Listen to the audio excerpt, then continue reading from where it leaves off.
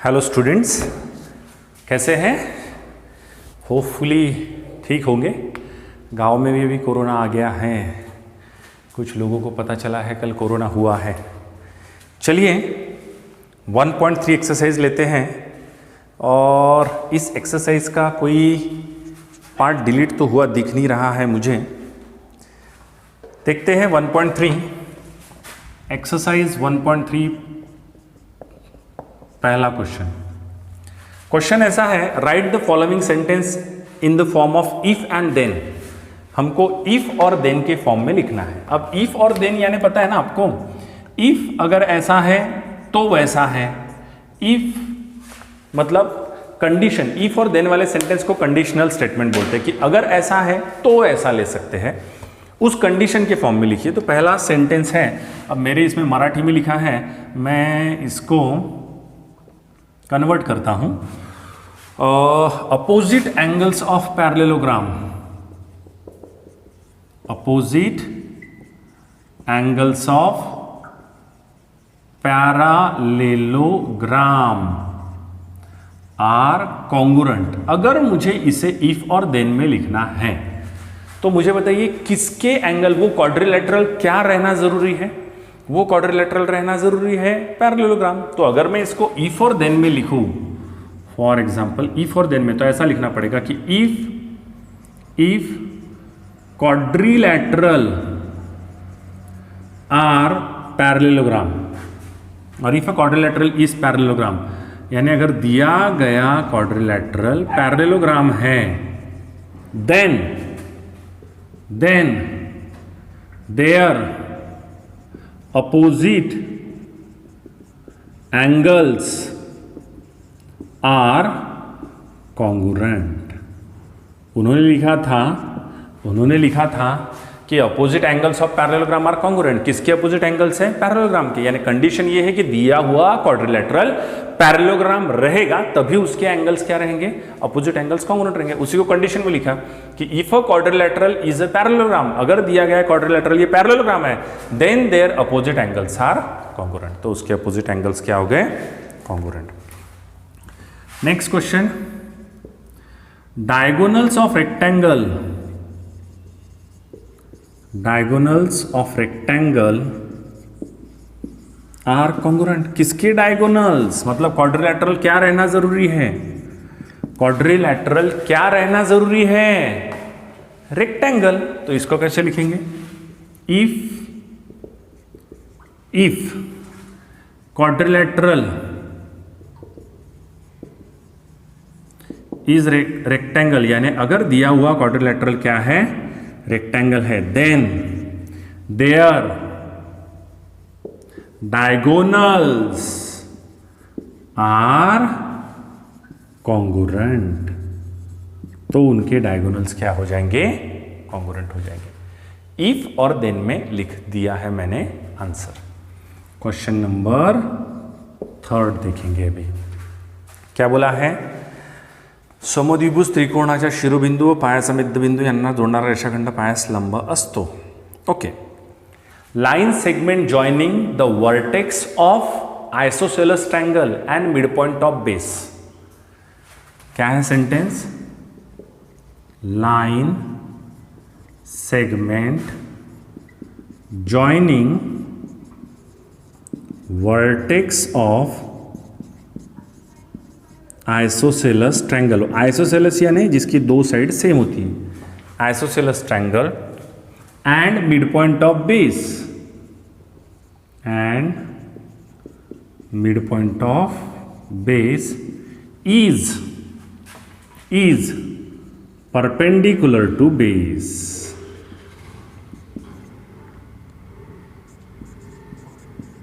अच्छा, ऐसा मैं किसी भी ट्रायंगल के लिए कर सकता हूं क्या? नहीं, ऐसा मैं सिर्फ आइसोसेलेस ट्रायंगल के लिए कर सकता हूं। तो क्या स्टेटमेंट रहेगा इफ और देन में कि if triangle is isosceles then line segment joining the vertex and mid point of base is perpendicular to base. तो इसी स्टेटमेंट को मैं इफ और देन में ऐसा लिखूंगा, इफ ट्रायंगल इज आइसोसेलस, अगर ट्रायंगल आइसोसेलस है then line segment joining vertex and midpoint of base is perpendicular to base, तो वो बेस को क्या रहेगी, परपेंडिकुलर। That's solve.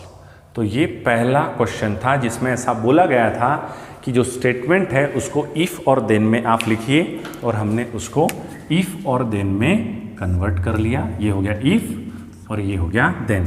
थ्योरेटिकल है पूरी तरीके से, ठीक है। तो ज्योमेट्री में यही होता है, थ्योरेटिकल ही होता है। That's all. उसके बाद write down the converse of following statement, व्यत्यास लिखना है कॉन्वर्स। Question number 2। कॉन्वर्स का मतलब क्या होता है कि if Amitabh Bachchan is father then Abhishek Bachchan is sun.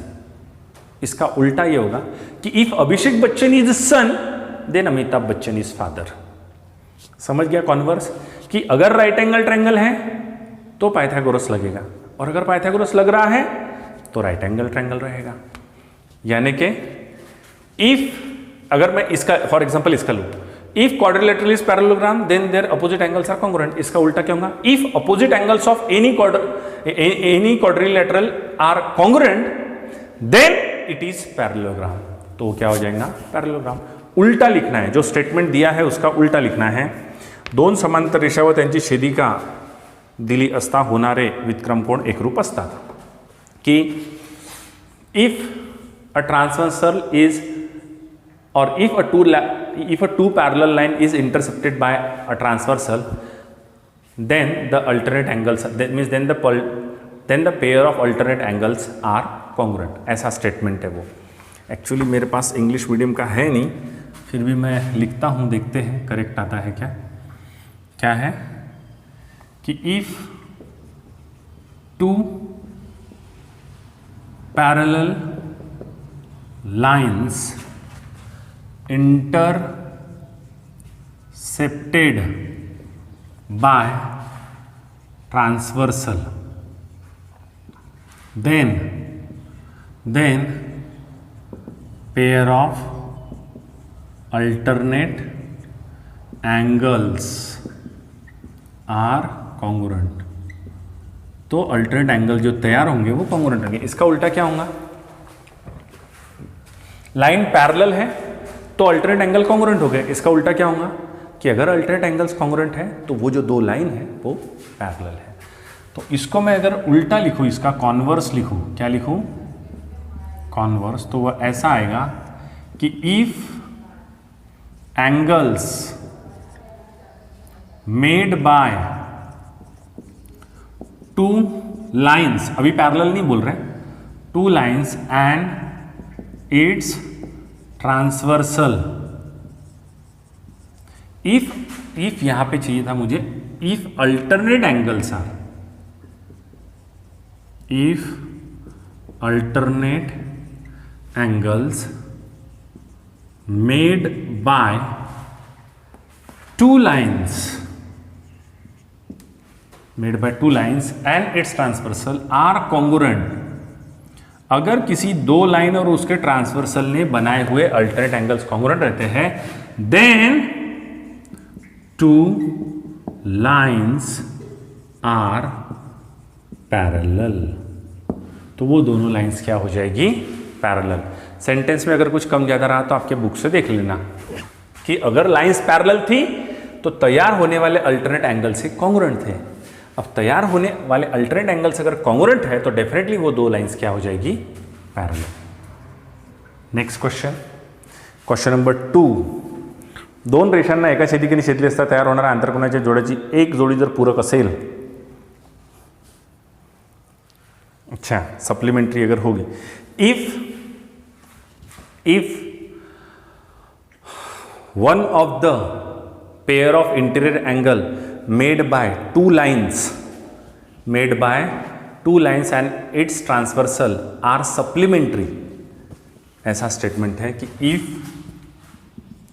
If one of the pair of interior angle, एक तो फॉर्म बाय होगा या मेड बाय होगा, made by two lines and its transversal are congruent, then the lines are parallel, correct? Then the lines are parallel. Lines are parallel. इसका उल्टा क्या होगा? उसका ये बोलना है कि जैसे ये दो पैरेलल लाइन है, आपने पढ़ा है 8th स्टैंडर्ड में भी कि जैसे ये दो पैरेलल लाइन है और ये ट्रांसवर्सल है, तो ये होते हैं इंटीरियर एंगल। तो ये इंटीरियर एंगल्स आर सप्लीमेंट्री, हमको पता है, उसका सम 180 होता है। उसका ये बोलना है कि उसने पहले पैरेलल शब्द नहीं यूज़ किया, उसने बोला है कि दो पेयर होती है।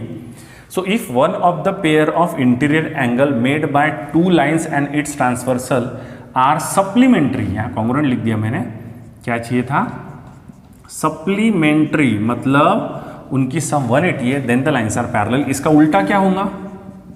इसका उल्टा ऐसा होगा,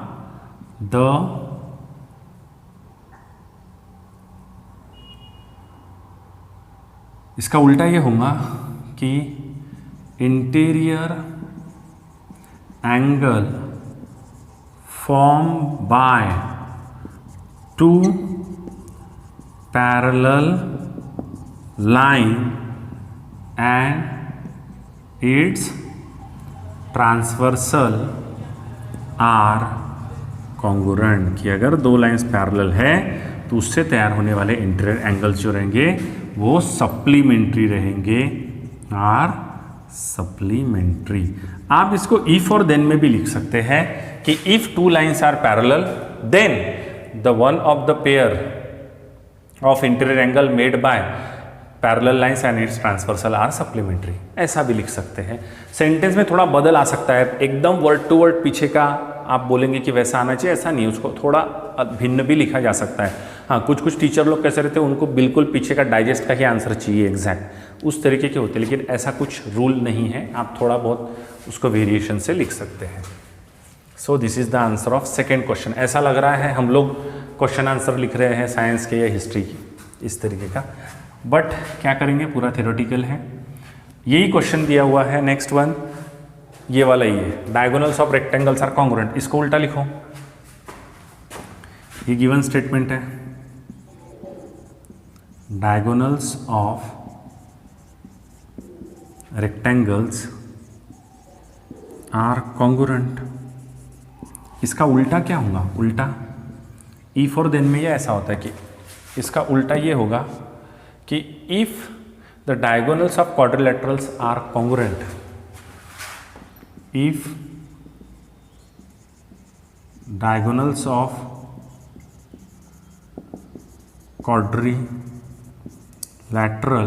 are congruent then it is rectangle, तब वो डायगोनल क्या हो जाएगा? रेक्टेंगल। रेक्टेंगल था तो डायगोनल कॉन्ग्रुएंट हो गए, अब डायगोनल कॉन्ग्रुएंट है तो रेक्टेंगल हो गया, उल्टा। ये होते हैं कॉन्वर्स। समझ में आ रहा है? अब है प्रॉब्लम सेट। प्रॉब्लम सेट में भी पहला मल्टीपल चॉइस क्वेश्चन है आपको, और दूसरा जो क्वेश्चन है, दूसरे में के 4 क्वेश्चन में से 2 ही क्वेश्चन है, तीसरे क्वेश्चन में 5वां और 6वां निकाल दिया गया है। आपको मैंने अभी कल हम डिस्कस करेंगे, शुरू करने के पहले प्रॉब्लम सेट जब हम शुरू करेंगे तो उसके पहले देखेंगे कि क्या क्या टॉपिक उसमें से आपको यानी जो आपकी फाइनल एग्जाम है उसके लिए डिलीट किया गया है। That's all, this is sufficient for today's. We completed the 1.3 exercise today. That's all.